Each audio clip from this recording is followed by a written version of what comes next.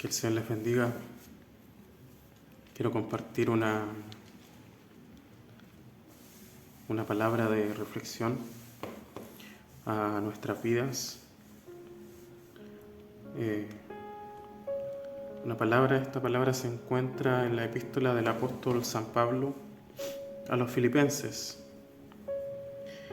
en el capítulo 2, del verso 1 hasta el verso 11. Dice así en el nombre de nuestro Señor Jesucristo: humillación y exaltación de Cristo. Por tanto, si hay alguna consolación en Cristo, si algún consuelo de amor, si alguna comunión del Espíritu, si algún afecto entrañable, si alguna misericordia, completad mi gozo sintiendo lo mismo, teniendo el mismo amor, unánimes, sintiendo una misma cosa. Nada hagáis por contienda o por vanagloria, antes bien con humildad, estimando cada uno a los demás como superiores a él mismo, no mirando cada uno por lo suyo propio, sino cada cual también por los demás otros.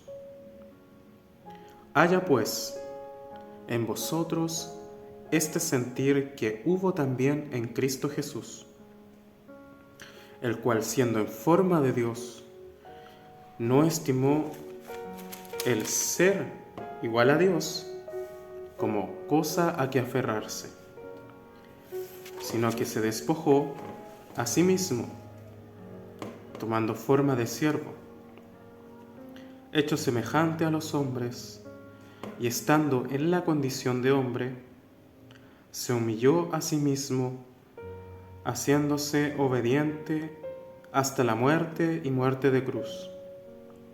Por lo cual Dios también lo exaltó hasta lo sumo, y le dio un nombre que es sobre todo nombre, para que en el nombre de Jesús se doble toda rodilla de los que están en los cielos y en la tierra y debajo de la tierra, y toda lengua confiese que Jesucristo es el Señor, para gloria de Dios Padre.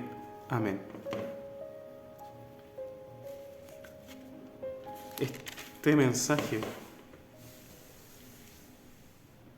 de meditación que en esta hora Dios por su palabra nos permite poder oír, poder leer, poder observar, podemos entender en estos momentos del texto donde principalmente en el verso número 5 nos da una lección muy importante y nos dice estas palabras: haya pues en vosotros este sentir que hubo también en Cristo. El mensaje central de este pasaje nos muestra y nos quiere decir que debemos tener un sentir. ¿Cuál es ese sentir? ¿Cuál es esa definición o ese concepto de sentir que en estos momentos Dios nos quiere a nosotros mostrar? Y la palabra es clara cuando nos habla de que este sentir dice en que Jesucristo, el Cordero de Dios, se humilló y no escatimó, siendo Él igual a Dios, a cosa que aferrarse, sino que se despojó a sí mismo tomando forma de siervo, hecho semejante a los hombres. Por lo tanto, ese sentir es un sentir de humillación, es un sentir de humildad, de despojarse de nosotros mismos, o sea, de nuestro ego, de nuestro yo propio, personal, de aquel que todos los días vivimos, estamos con Él, dormimos con Él, comemos con Él, que somos nosotros mismos, ese interno de nosotros, con el cual muchas veces conversamos, razonamos, meditamos, nos hacemos preguntas. Y dentro de todo esto que el Señor nos muestra a través de su palabra, Dios nos muestra a través de su palabra, y que toda su palabra nos muestra a Jesucristo y nos habla de Jesucristo, el mensaje de Jesucristo, de la salvación, del amor, de la fidelidad, del cumplimiento, del sacrificio perfecto que fue una vez y para siempre. En estos momentos nos dice que debemos tener ese mismo sentir. Debemos estar unánimes. O sea, debemos tener todos ese mismo ánimo de estar unidos por un mismo sentir, por un mismo pensar, por un mismo lograr, por una misma meta, como nos muestra en el día de Pentecostés. Dice que estaban todos unánimes en un mismo sentir. No es lo mismo que estén todos juntos a que estén todos unánimes, porque todos pueden estar juntos o podemos estar todos juntos, pero no todos en un mismo sentir, con ese mismo ánimo de querer alcanzar un fin común, no un fin individual. Y el fin común que tenía en ese momento la primera iglesia, los primeros cristianos que obedecieron a Jesucristo y esperaron en el aposento alto y fueron investidos y llenos del Espíritu Santo, estaban en ese momento todos unánimes en un mismo sentir, pidiendo la venida del Espíritu Santo. Por lo tanto, Jesucristo hoy día nos pide y nos recomienda que nosotros, el apóstol Pablo nos recomienda y le recomendaba a la iglesia de los filipenses que tuviesen este mismo sentir de Jesucristo. Y saben, personalmente yo me he hecho mucho esta pregunta, o me hago esta pregunta de cómo habrá sido, cómo fue en que Jesucristo, el Hijo de Dios, Jesucristo Dios, teniendo su majestad, teniendo su gloria, estando en santidad, en esa eternidad inmensurable, Él se despojó, dice su palabra, de su gloria. Él se despojó de todo lo que Él en aquel momento gustaba, desde su preexistencia, desde su eternidad, desde subsistía en esa gloria, en esa majestuosidad, subsistía Él en estar presente en aquel lugar y ser adorado, estar apartado en una santidad plena, pura. Y Jesucristo, Dios, el Hijo de Dios, se despojó de su gloria. Él dejó su gloria, dejó ese orgullo que muchas veces lo vemos reflejados en la palabra de Dios, como Nabucodonosor cuando dice: yo fui quien construyó esta gran Babilonia para gloria de mi nombre y de mi majestad. Pero Jesucristo, todo lo contrario, siendo dueño de todo, de todas las cosas, creador de todas las cosas, dador de la vida, santo, puro, Él no escatimó ser igual a Dios, ser Dios y despojarse de su gloria, despojarse de su majestuosidad, de su santidad, de esa esfera de gloria, de santidad, de eternidad que lo rodeaba o que estaba ahí Él inserto en aquel lugar. Y se humanó, se encarnó. Dice su palabra que se hizo semejante a nosotros. Y esto es importante entender, que en su semejanza, en su encarnación, en su humanidad, Jesucristo no fue igual a nosotros en un ámbito que debemos entender.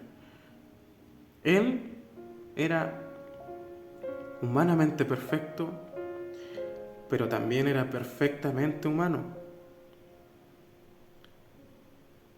Al igual que nosotros somos humanamente perfectos, pero a diferencia de Jesucristo, nosotros somos imperfectamente humanos.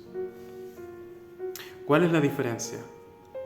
Es en que en un punto en que Jesucristo en su humanidad, el cual era humanamente perfecto, y nosotros también, por donde miremos, por donde observemos la humanidad de Jesucristo, si se le hace un examen o se le hace un examen científico, su ADN, su sangre, todo su persona, va a decir que Él es un ser de la especie humana. Es un humano por donde lo miremos, al igual que nosotros.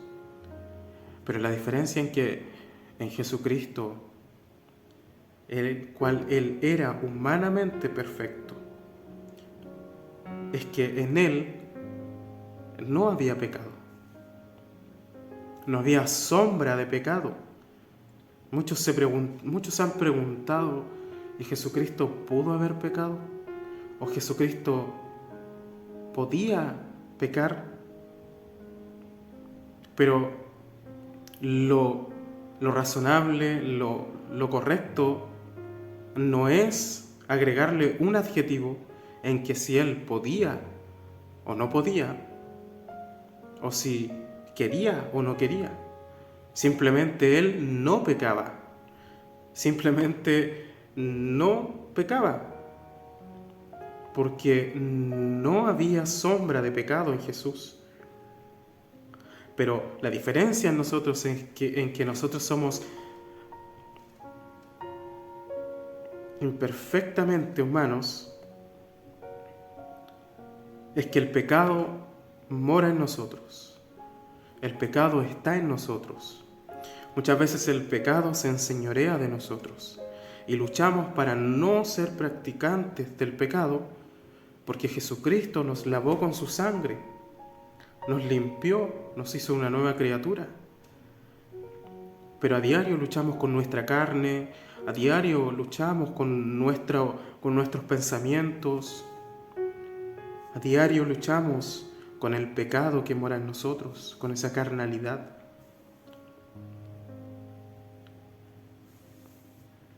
Resistimos, como dice su palabra, resistid al diablo y huirá de vosotros. Y muchas veces resistimos al pecado, resistimos la tentación, pero muchas veces somos vencidos por el pecado y por la tentación. Pero eso no significa que ya Dios no nos ame, porque este Dios eterno entiende, conoce, sabe que nosotros somos débiles. Y porque somos débiles, nosotros debemos entender y reconocer que estamos delante de un Dios fuerte y que Él nos sostiene. Cuando vemos el caminar de Jesucristo, cuando vemos a Jesucristo en su palabra, transitando por esas calles polvorientas, entregando el mensaje con sus discípulos, con los que le seguían. Vemos que muchos le seguían a Jesucristo por las obras que él hacía. Muchos le seguían por el alimento, por los panes, por los peces, o por sus discursos, cuando su palabra dice: no hubo hombre que haya hablado así, porque las palabras que él pronunciaba, las palabras que salían de él, eran palabras extraordinarias, que captaban, que llamaban la atención del oyente, porque eran palabras vivas, eficaces, venían de la eternidad. Y nosotros tenemos seguridad de que Jesucristo, el Mesías, el Hijo de Dios, el Cordero de Dios que quita el pecado del mundo, ese Jesucristo, ese Mesías, ese enviado, era Él, y tenemos esa seguridad por la palabra que Él era, porque cuando Jesucristo es bautizado por Juan el Bautista,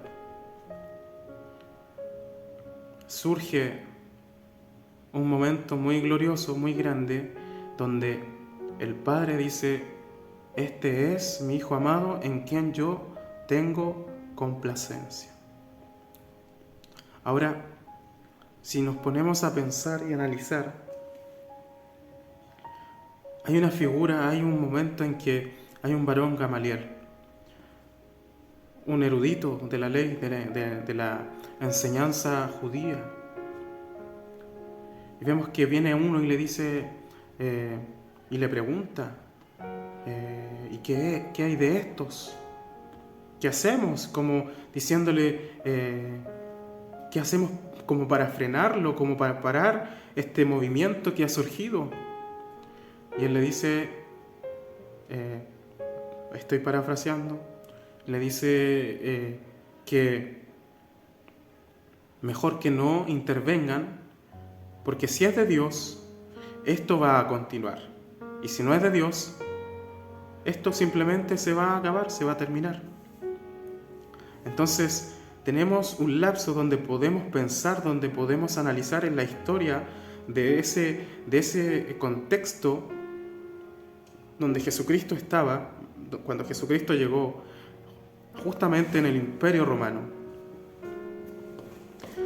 donde habían muchos pueblos, otros, que estaban insertados en aquel lugar. Recordemos que Roma era un imperio muy grande, muy poderoso, como también rico en un conocimiento, el cual era el conocimiento del derecho, creadores del derecho. Y también tenían a un pueblo que eran los grecos o los de origen de Grecia, que eran greco-romanos. Estaban los atenienses, donde estaba la cúspide, la cuna del intelectualismo filosófico. Por lo tanto, tenemos tres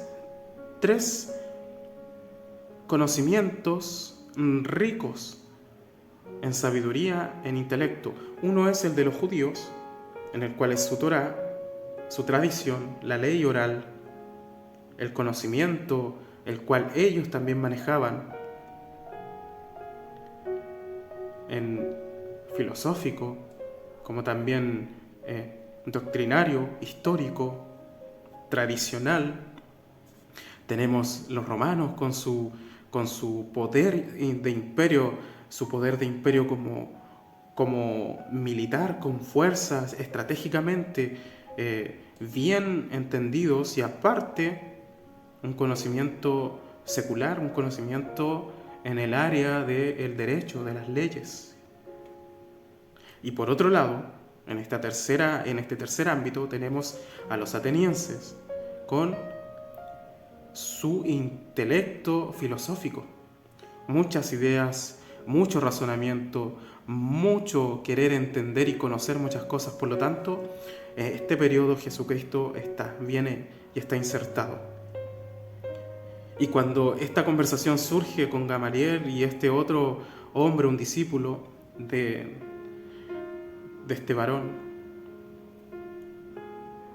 podemos entender, podemos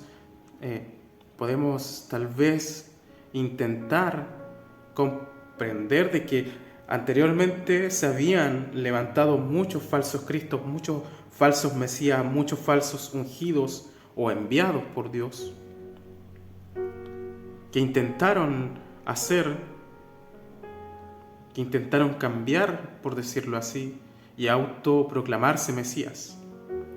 Pero vemos que cuando Jesucristo está en su bautizo, viene y desciende el Espíritu Santo como paloma, y viene una voz del cielo que dice: este es mi Hijo amado, en quien yo tengo complacencia. Por lo pronto nosotros podemos comprender, podemos entender que en ese momento el Padre decía: este es el Mesías, este es el ungido, este es el enviado, este es el Cristo, este es el Salvador, en este yo tengo complacencia, este es el verdadero. Y eso a nosotros nos da esa seguridad de entender que este Cristo, este Dios, este Hijo de Dios que se humanó, se hizo semejante a nosotros, dejó su gloria y tomó nuestros pecados. Imagine esto, piensa en esto. Tomó el perdón, Él dejó su gloria por venir a un puñado de polvo que somos nosotros. Nos amó con un amor eterno que Él no escatimó el ser igual a Dios, sino que Él se humilló. Se humilló, dice aquí la palabra, asimismo tomando forma de siervo, o sea, forma de esclavo, hecho semejante a los hombres y estando en la condición de hombre. Se humilló a sí mismo, haciéndose obediente hasta la muerte y muerte de cruz. O sea, Él llegó a nuestra condición, estando en nuestra condición de hombre, una condición finita, una condición pasajera, una condición totalmente caída, en la cual Él, como decía con anterioridad, no había pecado, ni sombra de pecado dentro de Él. Por lo tanto, nosotros debemos glorificar a Jesucristo, debemos engrandecer a Jesucristo, el Hijo de Dios, por haber dejado su gloria, por haber dejado su eternidad y haber bajado a esta temporalidad nuestra y haber caminado con nosotros y haberse entregado en la cruz por nuestro pecado, por nuestra maldad, haber pagado ese precio para así darnos a nosotros hoy día esta esperanza de vida eterna, solamente para aquellos que creen en Él por la fe. Por eso, joven, señorita, anciano, padre de familia, madre de familia, si en esta hora te encuentras agobiado, si en esta hora te encuentras afligido, si en esta hora fallaste, si en esta hora pecaste, caíste de la gracia de Dios, y en tu conciencia, en tu mente, hay una vocecita que te dice que ya está todo perdido, hay una voz que resuena dentro de tu conciencia, dentro de esa culpabilidad que está en ti por el pecado que mora en tu vida, y resuenan esas palabras en tu vida de decirte: ya no sigas más, ya no continúes, no luches más porque no hay respuesta, porque no hay solución, porque fallaste, porque pecaste, porque Jesucristo, por medio de su Espíritu Santo, te abandonó, déjame decirte que no es así. No todo está perdido, porque la palabra nos dice, su palabra nos invita a venir confiadamente al trono de la gracia para alcanzar misericordia en el oportuno socorro. Por lo tanto, el mensaje hoy día es que si tú estás pensando en que has pecado, en que has caído, en que has fallado y estás pensando ya en que no te hallas, que no te encuentras dentro de la casa del Señor, dentro del lugar de congregación donde tú te congregas, y estás pensando en apartarte, déjame decirte que ese pensamiento no es un pensamiento precisamente que proviene de parte de Dios, sino que es un pensamiento contrario, del adversario, del maligno, el cual solamente quiere que tú desistas y que tú ya no prosigas en este caminar. Quiero decirte que, así como te decía anteriormente, que Jesucristo en su humanidad, en su carnalidad, era humanamente perfecto y perfectamente humano, Él conoce nuestra condición de que nosotros somos humanamente perfectos, pero imperfectamente humanos, porque el pecado mora en nosotros, porque el pecado está a la puerta, porque en nuestros descuidos, en nuestras instancias de abandono hacia Jesucristo, el pecado comienza a enseñorearse de nosotros. Y en algún momento de nuestra vida vamos a caer, en algún momento en nuestra vida vamos a tropezar, nos vamos a apartar, nos vamos a sentir que hemos fallado, que hemos fracasado, que ya no podemos más. Yo en algún momento lo sentí, yo en algún momento lo viví, lo pasé. Pero sabes que hoy día es momento de pararnos, de analizar, de pensar, de razonar frente a qué Dios estamos. Un Dios tan grande, tan eterno, tan maravilloso, tan santo, tan perfecto en todos sus caminos. En que si nosotros entendemos que hemos fallado, que estamos en un momento de decadencia y lo conocemos, lo logramos percibir, lo logramos entender, es para entender que estamos frente a un Dios tan grande, a un Dios tan perfecto, que Él no falla, y ver nuestra condición de fracaso, de una condición pecadora, una condición en la que en un momento podemos estar muy alto y en otro podemos estar muy abajo, podemos estar muy felices y podemos estar muy tristes. Y eso no quita que tú no seas hijo de Dios, que tú no seas propiedad de Dios, si tú ya has sido comprado a precio de sangre y tú has creído en Jesucristo el Hijo de Dios y has entregado tu vida a Jesucristo y oras y le pides a Dios en todo momento, en toda instancia, aún en tus flaquezas, en tus debilidades, en tus caídas, estás ahí buscando, insistiendo. Déjame decirte que esos pensamientos de seguir buscando, de seguir luchando, de seguir clamando, de seguir gimiendo, precisamente no provienen de ti ni de mí, sino que provienen de nuestro Dios, nuestro Salvador. Todo lo bueno, todo lo justo, todo lo santo, todo lo agradable, todo lo maravilloso no proviene precisamente del hombre, de nuestro corazón, sino que proviene de lo alto, de lo eterno, porque nuestro corazón es inclinado al mal. Es malo, dice la palabra, y perverso. ¿Quién lo conocerá? Solamente Dios. Por lo tanto, en esta hora yo te invito a que tú, joven, señorita, anciano, varón, quien quiera que pueda escuchar este mensaje, sabes, date cuenta de tu carnalidad, date cuenta de tu finidez, de ese límite que tú tienes en este mundo,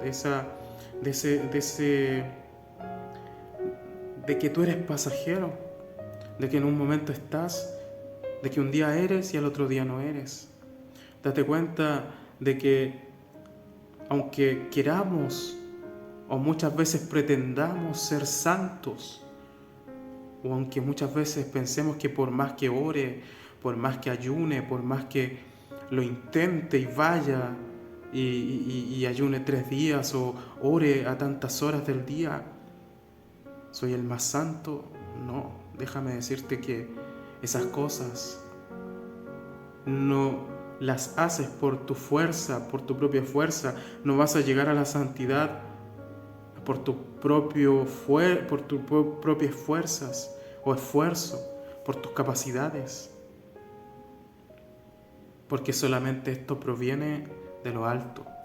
Solamente este Dios eterno es el que te capacita, es el que te santifica, es el que te lava, te limpia. Por lo tanto, cuando veas tu condición, y si tu condición es una condición de pecado, si has pecado, si has caído, si has fallado, si hemos fallado, en estos momentos la invitación es venir a Jesucristo en humildad, en reconocimiento, en humillación, con sinceridad, y pedirle que nos lave, que nos limpie, que nos perdone de todos nuestros pecados, de todas nuestras faltas, porque necesitamos que Él cada día interceda por nosotros, que cada día esa sangre nos limpie de nuestros pecados, de nuestras maldades, porque cada día fallamos, cada día pecamos, cada día faltamos, porque es nuestra condición. Y aquel que se siente estar en un estado de santidad mayor que su hermano y entra cual orgulloso y que quiere que todos sean igual a él, déjame decirte que tú también, sin darte cuenta, estás pecando porque le estás robando la gloria a Dios, porque no es por tu capacidad y porque aquel que más entra en la profundidad de Dios, en el secreto de Dios, aquel que entra más a la santidad de Dios, ese varón, esa mujer, más falto, más inmundo se siente porque más se ha acercado a la luz. Y sus errores y sus fallas, sus impurezas están más expuestas, son más visibles. Y el hombre se da cuenta, ese hombre se da cuenta que necesita aún más humillarse ante un Dios tan santo y tan puro. Por lo tanto, no le quitemos la gloria a Dios.